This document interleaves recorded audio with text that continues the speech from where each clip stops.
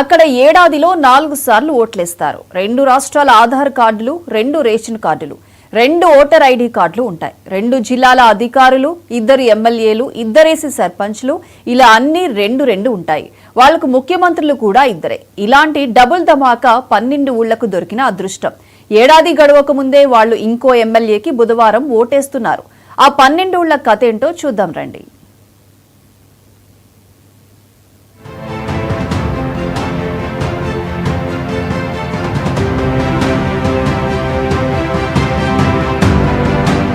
కొమరం భీం జిల్లా కెరమెరి మండలంలోని 12 గ్రామాల వాళ్లకు తెలంగాణతో పాటు మహారాష్ట్రలోనూ ఓటు వేసే అరుదైన అవకాశం ఉంది.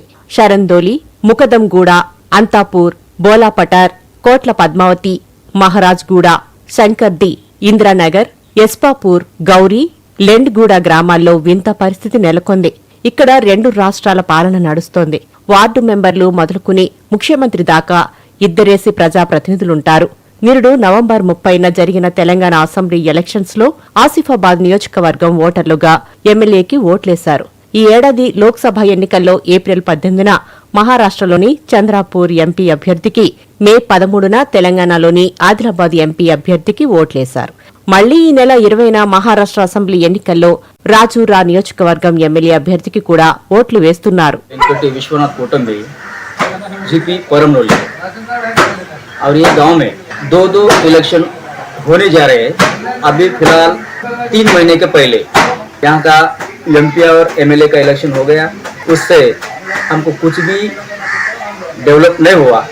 और अभी महाराष्ट्र में विधानसभा ये इलेक्शन जारी है और यहाँ पे भी हमको 2 बार वोट करने के बावजूद भी हमारा कौन सा से डेवलपमेंट नहीं हुआ.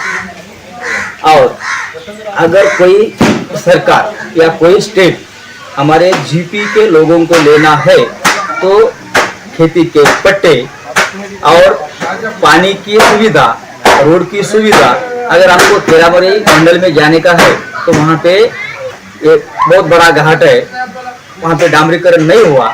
तो कम से कम ये 25 साल से वैसा ही है. 3-4 एमएलए हो गए, एमपी हो गए, मगर हमारा ग्राम पंचायत परमडोली का कोई भी डेवलपमेंट नहीं हुआ. इसीलिए मैं एक रिक्वेस्ट करता हूँ कि चाहे महाराष्ट्र में रहो या तेलंगाना में रहो, मगर हमारा डेवलपमेंट होना चाहिए.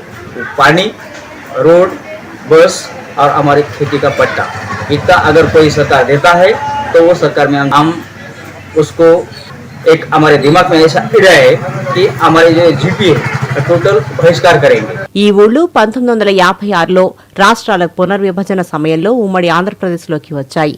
భౌగోళికంగా, సాంస్కృతికంగా తమకు దగ్గరగా ఉన్నాయంటూ మహారాష్ట్ర 1987లో వీటిని చంద్రపూర్ జిల్లా జీవితి తాలూకాలో చేర్చింది. వివాద పరిష్కారానికి ఇరు రాష్ట్రాలు కెకే నాయుడు కమిషన్ను ఏర్పాటు చేశాయి.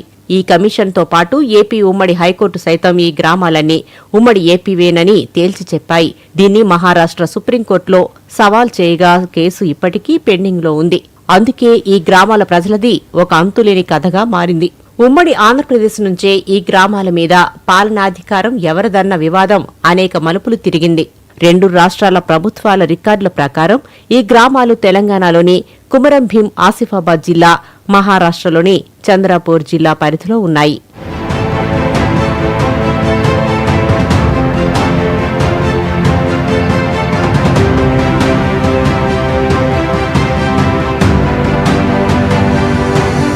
నిజానికి ఫజల్ అలీ కమిషన్ సిఫార్సుతో 1956లో ఆంధ్రప్రదేశ్, 1960లో మహారాష్ట్ర తెలుగు, మరాఠీ మాట్లాడే ప్రజలతో భాషా ప్రయుక్త రాష్ట్రాలుగా ఏర్పడ్డాయి.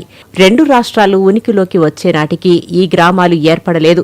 కొండలు, గుట్టలతో జనావాసాలు పెద్దగా లేని అటవీ ప్రాంతం కావడంతో సరిహద్దు విషయంలో అప్పటికీ స్పష్టత లేదు.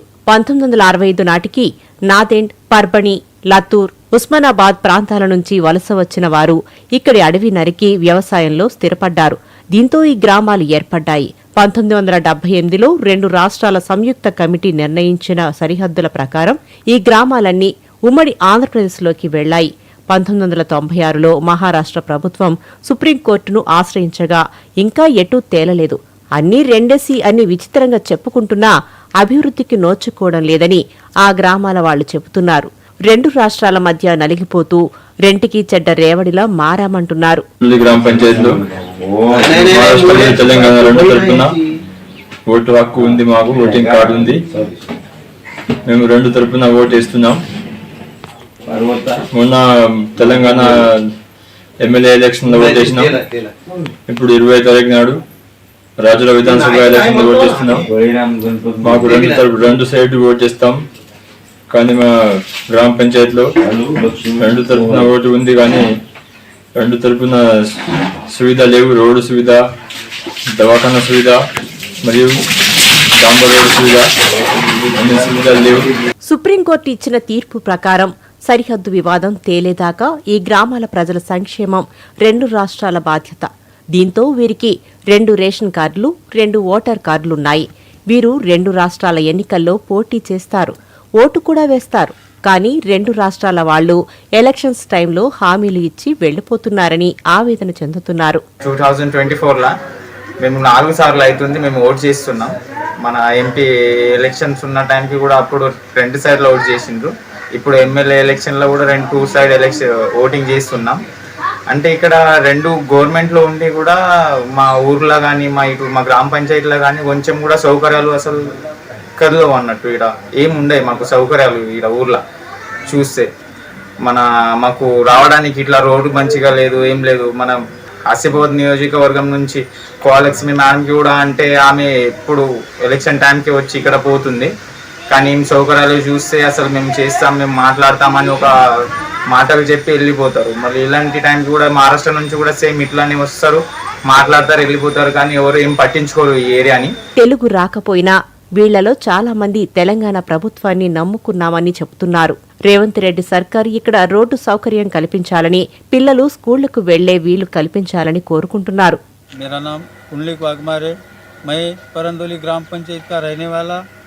यहाँ पे परंदोली में अभी 2024 में 4 दफे हम इलेक्शन कर रहे। अभी तेलंगाना का एमपी एमएलए का भी इलेक्शन हो गया।